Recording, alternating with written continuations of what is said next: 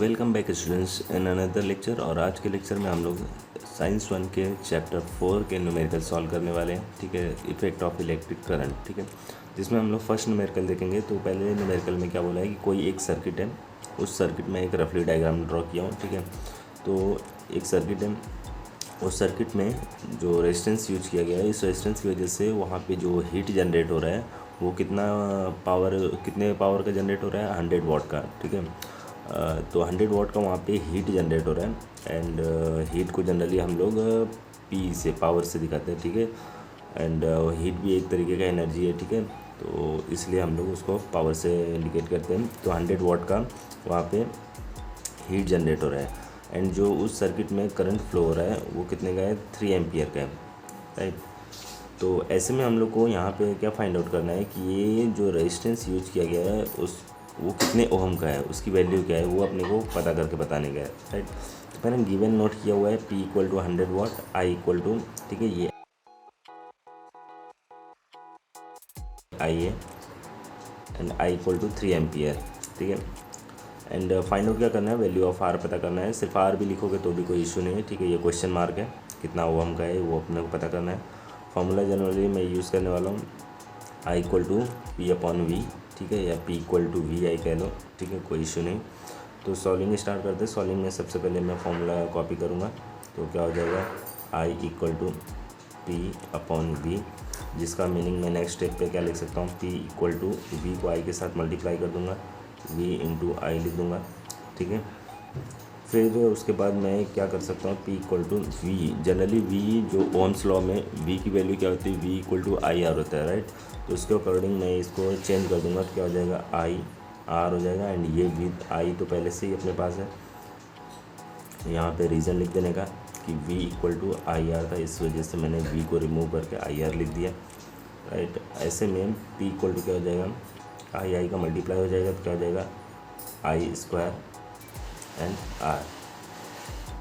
Right, तो ये इस तरीके से हो गया, आई स्क्वायर इंटू आर। अब मुझे आर की वैल्यू फाइंड आउट करना है, तो आर को मैं क्या करता हूँ, यही रहने देता हूँ। ये आई स्क्वायर जो मल्टीप्लाई में है तो ये इस साइड शिफ्ट हो जाएगा, इधर शिफ्ट होगा तो पी के अपॉन पे शिफ्ट हो जाएगा, मतलब डिनोमिनेटर पे चला जाएगा। तो मतलब ये क्या हो जाएगा, पी अपॉन आई स्क्वायर हो जाएगा। तो इसलिए मैं यहाँ पे क्या लिख सकता हूँ, R equal to P upon I square. Right, so we can write here P upon I square. And now we have to find out the value of R. सो उसके लिए सबसे पहले हमें क्या करना पड़ेगा, पी की वैल्यू पुट कर देते हैं। पी की वैल्यू क्या है, 100 वाट की है, एंड आई कितना है, 3 एम्पियर का है। राइट, तो इसका स्क्वायर कर देंगे तो क्या हो जाएगा, आर इक्वल टू, मैं यहाँ पे लिखूँगा 100 तो एज इट रहने वाला है, 3 का स्क्वायर 9 हो जाएगा। राइट, ओहम में इसकी वैल्यू आने वाली है। तो इसको जब मैं डिवाइड करूँगा तो डिवाइड करने के बाद 11.11 के अप्रॉक्सीमेट आंसर आएगा। तो इसका मीनिंग क्या हुआ कि इस सर्किट में जो रेजिस्टेंस यूज़ किया गया, ठीक है, तो उसकी वैल्यू कितना है, 11.11 ओहम। राइट, सो अब हम बढ़ते हैं सेकंड क्वेश्चन की तरफ। सेकंड क्वेश्चन में देखेंगे तो क्या हमें पूछा हुआ है कि 2 बल्ब है। ठीक है, एक 100 वाट का है और एक 60 वाट का है। ठीक है, इसको मैं P1 कंसिडर कर लेता हूँ और इसको मैं P2 कंसिडर कर लेता हूँ।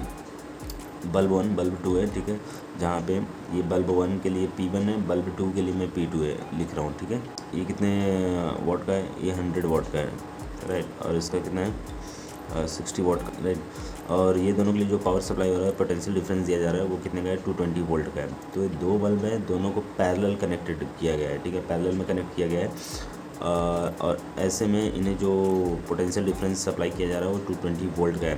ठीक है, अभी इतने गिवन होने के बाद हमारा क्वेश्चन क्या है कि ये जो मेन कंडक्टर है, ठीक है, ये जो मेन कंडक्टर है, इसमें कितने एम्पियर का करंट फ्लो होगा। तो हम फाइंड आउट क्या करने वाले हैं, आई फाइंड आउट करने वाले हैं, flow of current in main conductor. ठीक है, एंड फार्मूला क्या यूज़ करेंगे, I equal to P upon V. ठीक है, जो हमारा गिवन है उसके बेस पे ये फार्मूला हम इजीली यूज़ कर सकते हैं, एंड हमारा आंसर बहुत इजीली फाइंड आउट हो जाएगा। एंड चलो इसके सॉल्विंग देखते हैं। तो इसके सॉल्विंग में हम लोग क्या करने वाले हैं, पहले फार्मूला कॉपी कर लेंगे। तो जो मुझे क्या पता करना है, for flow flow of current in main conductor. देखो आप इसको सेपरेट करके भी सॉल्व कर सकते हो बल्ब 1 बल्ब 2 के लिए, ठीक है, और कंबाइन करके भी सॉल्व कर सकते हो। तो मैं तो फिलहाल कंबाइन करके सॉल्व कर रहा हूँ।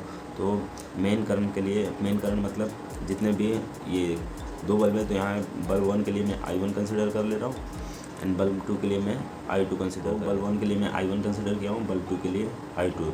तो मेन कंडक्टर में कितना करंट फ्लो हो रहा है, that is equal to I greater I, ठीक है। एंड यहाँ पे I1 एंड I2 हो जाएगा, ये बल्ब 1 और बल्ब 2 के लिए क्या करंट फ्लो हो रहा है, ठीक है। तो ऐसे में मैं I इक्वल टू क्या लिखने वाला हूँ, तो I1 लिखा हूँ, तो I1 के लिए मतलब मैं क्या यूज़ करूँगा, P1। तो P1 upon V plus I2 के लिए मैं यूज़ करूँगा P2 अपॉन V में 1 2 क्यों नहीं लग रहा है, क्योंकि देखो ये दोनों बल्ब को जो वोल्टेज सप्लाई किया जा रहा है वो कॉमनली 220 वोल्ट है, ठीक है। इसके लिए मैं V यहाँ पे एज इट लिखूँगा, इसमें 1 2 का यूज़ नहीं करूँगा। एंड I इक्वल टू अब क्या हो जाएगा, जब डिनोमिनेटर कॉमन है तो एज इट लिखेंगे अपन, ठीक है। ये दोनों के लिए कॉमन सप्लाई है ना 220 वोल्ट का, इसके लिए मैं कॉमन लिख रहा हूँ। एंड P1 प्लस P2 हो जाएगा, P1 plus P2। And I equal to P1 की वैल्यू कितना है, 100 है, एंड P2 का कितना है, 60 वाट का है, राइट। एंड ये पोटेंशियल डिफरेंस कितने वोल्ट का था, 220 वोल्ट का, 220 लिख दो। एंड फिर I इक्वल टू क्या हो जाएगा, 160 अपॉन 220। एंड जब हम इसको डिवाइड करेंगे तो इसका आंसर क्या हो जाएगा, इसको डिवाइड करने के बाद ये दोनों वाट में था, ठीक है, और ये वोल्ट में। तो जब इसको हम डिवाइड करेंगे तो इसका डिवाइड हो जाएगा 0.727। आप डिवाइड करके एक बार चेक कर लेना। एंड इसका कितना आंसर हो जाएगा, 0.727 एम्पियर का करंट फ्लो होगा मेन कंडक्टर में, ठीक है। नाउ हम देखेंगे अब हमारा थर्ड क्वेश्चन में क्या बोला है कि अगर एक टीवी और एक हीटर है, ठीक है, तो टीवी कंज्यूम कर रहा है इधर पे 500 वाट इन 30 मिनट में, ठीक है। जब इसको 30 मिनट यूज़ किया जा रहा है तो कितना पावर यूज़ कर रहा है, ये 500 वाट, और ये कितना यूज़ कर रहा है, 600 वाट, लेकिन ये 20 मिनट में ही है, राइट। ये 20 मिनट में ये हीटर यूज़ कर रहा है। तो गिवन हम नोट कर लेंगे कि टीवी के लिए P1 मैं कंसिडर करूँगा, ठीक है। तो टीवी के लिए मैं P1 कंसिडर करूँगा 500 वाट का, एंड टाइम इसका कंसिडर करूँगा 30 मिनट। तो 30 मिनट में इसे सेकंड में कन्वर्ट कर लूँगा, ठीक है, क्योंकि ये 1000 मतलब 1 किलो वाट तो है नहीं, तो उससे कम है। इसके लिए मैं क्या करूँगा, इसे सेकंड में कन्वर्ट कर लूँगा। एंड सेकंड में कन्वर्ट करने के लिए 60 से मल्टीप्लाई कर दूँगा, तो कितना हो जाएगा, 30 × 60 1800 सेकेंड, ठीक है। अभी हम हीटर के लिए भी गिवन नोट कर लेंगे। इसके लिए P2 कितना हो जाएगा, 600 वाट हो जाएगा, एंड T2 कितना रहेगा, 20 मिनट जो दिया हुआ है टाइम के लिए, उसे भी सेकंड में कन्वर्ट कर लूँगा, तो 20 × 60 कर लूँगा, ठीक है, 60 सेकेंड। एंड ये हो जाएगा 1200 सेकेंड, ठीक है। एंड हमें फाइंड आउट क्या करना है, इधर फाइंड आउट करना है कि इन दोनों इलेक्ट्रिकल गैजेट या ये डिवाइस जो भी कह लो, ठीक है, इनमें से कौन ज़्यादा इलेक्ट्रिक एनर्जी कंज्यूम कर रहा है, ठीक है। तो who will spend more electric energy, हमें फाइंड आउट करना है। तो वो तो फाइंड आउट जब सॉल्व करेंगे तो हमें पता चलेगा, ठीक है। फॉर्मूला यूज़ करेंगे इलेक्ट्रिक एनर्जी E, ठीक है, ये इक्वल टू P × T हम लोग यूज़ करने वाले हैं, ठीक है। यहाँ पे आप E लिख सकते हैं। तो सॉल्विंग स्टार्ट कर सकते हैं। सॉल्विंग स्टार्ट करेंगे तो सबसे पहले मैं यहाँ पे फॉर टीवी के लिए करता हूँ, ठीक है। फॉर टीवी के लिए मैं यूज़ करूँगा फार्मूला E1। टीवी के लिए मैं यूज़ करूँगा E1 equal to P1 × T1, ठीक है। Electric energy used equal to P × T था, तो मैं टीवी के लिए फाइंड आउट कर रहा हूँ, तो इधर पे E1 यूज़ करूँगा, ठीक है। टीवी कितना इलेक्ट्रिक एनर्जी कंज्यूम कर रहा है, तो E1 equal to P1 × T1 हो जाएगा। एंड P1 की वैल्यू कितना है, 500 है, एंड T1 का वैल्यू कितना है, 1800 सेकेंड में है ना। एंड इसको मल्टीप्लाई करूँगा तो 18 × 5 = 90, एंड 1 2 3 4 इधर पे इसको मैं 10 के पावर पे रख दूँगा, 1 2 3 4 रिमेनिंग 0 है, ठीक है। तो ये हो गया जूल में पावर एनर्जी। तो एनर्जी जो कंजप्शन रहेगा वो हम जूल में इधर पे मेंशन कर सकते हैं, ठीक है। एंड अगर मैं सिमिलरली फॉर हीटर के लिए अगर देखूँ, तो हीटर में मैं इसके लिए यूज़ करूँगा E2, ठीक है। सेकेंड डिवाइस था तो E2, और इसमें P2 × T2 हो जाएगा, राइट। तो P2 का वैल्यू कितना था, P2 का वैल्यू 600 था, 600 मल्टीप्लाई इसके साथ T2 का वैल्यू कितना था, 1200, तो 1200 लिख देंगे, राइट।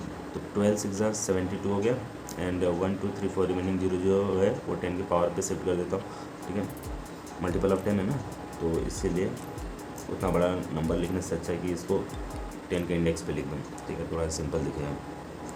तो ये E1 कितना एनर्जी स्पेंड कर रहा है, 90 इंटू 10⁴, मतलब टीवी जूल, ठीक है। ये जो टीवी यूज़ कर रहा है कितना है, 90 इंटू 10⁴ जूल यूज़ कर रहा है। एंड हीटर कितना यूज़ कर रहा है, 72 इंटू 10⁴ जूल यूज़ कर रहा है। तो कौन ज़्यादा कंज्यूम कर रहा है, टीवी यूज़ कर रहा है। देखो ऑब्वियसली ये 90 है ना, तो हम यहाँ स्टेटमेंट में लिख सकते हैं कि E1 ग्रेटर है E2 से, ठीक है। इसलिए मैं लिख सकता हूँ कि टीवी spend more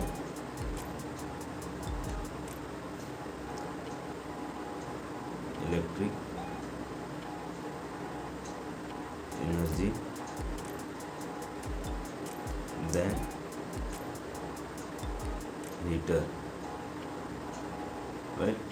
और इस तरीके से हम इसे सॉल्व कर सकते हैं। तो अब हम फोर्थ क्वेश्चन देखते हैं। फोर्थ क्वेश्चन में क्या बोला हुआ कि कोई एक इलेक्ट्रिक आयरन है, ठीक है, 1100 वाट और कंजप्शन से उसका, और वो डेली 2 आवर यूज़ हो रहा है।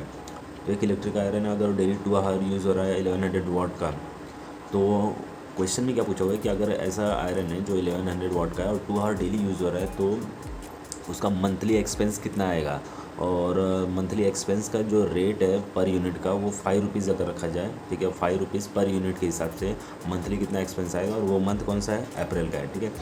तो ऐसे में हमें यहाँ पे बताना है, ठीक है, कि टोटल एक्सपेंस कितना आएगा। आई होप सबको ये क्वेश्चन समझा होगा। मैं फिर से रिपीट कर रहा हूँ कि एक इलेक्ट्रिक आयरन है 1100 वाट का, 2 आवर डेली यूज़ हो रहा है, तो 5 रुपीज़ पर यूनिट के हिसाब से एक मंथ का कितना चार्ज आएगा, राइट। तो यहाँ पे गिवन हम नोट कर लेंगे P = 1100 वाट, ये हो गया। एंड डेली यूज़ कितना हो रहा है, 2 आवर। तो अगर अप्रैल मंथ का देखा जाए तो total time use in April month, ठीक है। तो अप्रैल मंथ में कितने डेज़ होते हैं, 30 डेज़ होते हैं। तो 2 आवर अगर डेली यूज़ होगा तो 30 डेज़ लगातार यूज़ होगा अप्रैल मंथ में, तो टोटल कितना आवर यूज़ हो जाएगा, 60 आवर, ठीक है। तो टी मेरा कितना यहाँ पे हम लोग काउंट करेंगे, टी कितना काउंट करेंगे, 60 आवर काउंट करेंगे पूरे मंथ के लिए, ठीक है। एंड फाइंड आउट क्या करना है, टोटल एक्सपेंस फाइंड आउट करना है। आप इतना लिखने से बेटर है आप टोटल एक्सपेंस ऑफ मंथ भी काउंट कर सकते हो, लिख सकते हो, ठीक है। एंड फॉर्मूला जो यूज़ करेंगे, तो नंबर ऑफ़ यूनिट हम लोग फाइंड आउट करने के लिए P × T डिवाइड बाई पर किलोवाट, ठीक है, पर किलोवाट हावर हम लोग यहाँ पे यूज़ करेंगे। तो ऐसे में मैं इस फॉर्मूले का अगर यूज़ करूँगा तो क्या हो जाएगा, N = P टोटल वैल्यू कितना था 1100, ठीक है, इंटू टाइम। तो मंथली टोटल कितना टाइम यूज़ हुआ है, 60 आवर, ठीक है। यहाँ पे आपको चाहिए तो वाट लिख लो, एंड यहाँ पे टाइम के लिए हार्स, ठीक है। एंड फिर उसके बाद पर किलोवाट के हिसाब से हमें ये कैलकुलेट करना रहता है, ठीक है। तो ये पर यूनिट के हिसाब से। एंड N = अब कितना हो जाएगा, इसका मल्टीप्लाई कर देंगे तो 11 × 6 = 66, एंड ये हो जाएगा डिवाइड बाई 1000, ठीक है। N = अब मुझे क्या मिलेगा, इसको डिवाइड करूँगा तो ये कैंसिल करेगा, 30 आपस में कैंसिल हो गया, 66 सिर्फ रह जाएगा। 66 यूनिट यूज़ हो रहा है पूरे मंथ में। पूरे अप्रैल मंथ में कितना यूनिट यूज़ हुआ है, 66 यूनिट यूज़ हुआ है। तो जो कॉस्ट था पर यूनिट का वो कितना था, 5 रुपीज़ था। तो हम यहाँ पे कॉस्ट भी देख लेंगे, इसलिए टोटल एक्सपेंसेस